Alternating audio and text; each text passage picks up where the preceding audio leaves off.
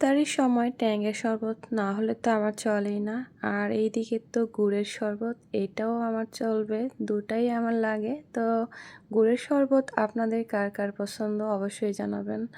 Hello everyone, আসসালামু আলাইকুম। আশা করি যে যেখানে আছেন আল্লাহর রহমতে সবাই ভালো আছেন, আমিও ভালো আছি আল্লাহর রহমতে।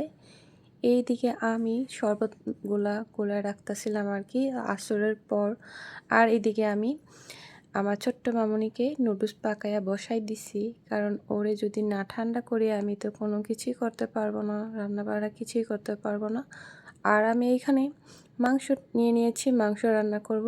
আজকের ইফতারির সময় আমরা গরুর মাংস দিয়ে গরম গরম ভাত খাবো, সাদা ভাত। তো ইফতারির সময় তো সব সময় মানে ভাজা পোড়া খেতে ভালো লাগে না, তাই আজকে গরুর মাংস আর সাদা ভাত রান্না করব। আর সাথে হলো কলার ভর্তা। বাসায় দুইটাই কলা ছিল, আরও ছিল, ওগুলো তো আগে খাওয়া হয়ে গেছে। তো দুইটা কলার আমি ভর্তা বানাবো, আর হলো গরুর মাংস। তো অলরেডি আমি মাংসটা রান্না বসিয়ে দিয়েছি।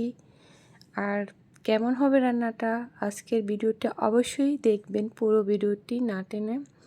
তো মাংসটা আর এই চুলায় রান্না বসাইছি, আর ওই চুলায় আমি ভাত বসাইছি। আর দুইটার জন্য দুইটা দেখেন এটা কি বলে খুঁটনি নিয়ে নিয়েছি, একটা দিয়ে ভাত নাড়া দিই আর একটা দিয়ে তরকারি নাড়া দিই আর কি। তো এই যে আমার ভাতটা হয়ে যাচ্ছে, আর এইখানে আমি তরকারি বসাইছি। আমি কিন্তু আসরের নামাজ পড়ে তারপরে রান্না বসাইছি। আর এই যে দেখেন আমি এখন ভিডিও করবো, তো তাই এগুলা সামনে নিয়ে নিয়েছি যেন দিতে মানে ইজি হয় আর কি। তো তাও আপনাদের সাথে শেয়ার করলাম কি কি করি আমি, কিভাবে কি ভিডিও করি। তো এই যে এখন আমি কিছুটা ফাঁকি গরম মশলা দিয়ে দেবো, এগুলো আমি বাসায় রেডি করছি ব্লেন্ডারে।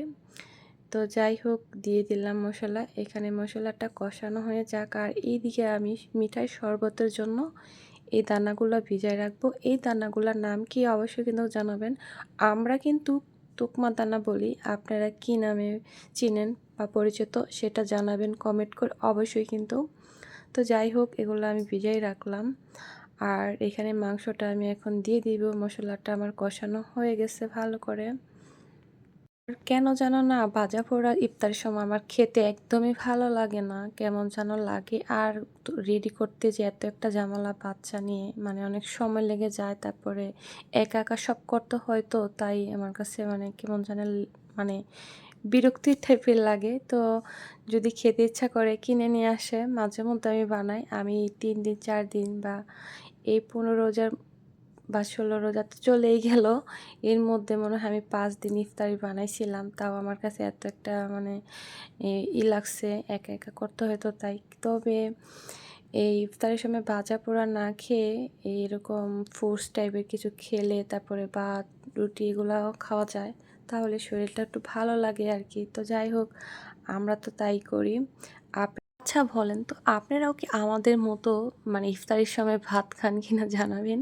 তো যাই হোক এদিকে আমার মাংসটা কিন্তু হয়ে গিয়েছে অলরেডি, কেমন হয়েছে কালারটা অবশ্যই জানাবেন। তো আমরা এখন ইফতারির সময় সব কিছু রেডি করে নিয়েছি সব। আর আজকে যতটুকু পারছিলাম আমি আপনাদের সাথে শেয়ার করলাম ভিডিওটি, কী কী করলাম কেমন লেগেছে অবশ্যই জানাবেন। আর এখন আমরা সবাই মিলে খাওয়া দাওয়া করবো, আজান হয়ে গিয়েছে। তো সবাই ভালো থাকবেন, সুস্থ থাকবেন, আল্লাহ হাফিজ, থ্যাংক ফর ওয়াচিং।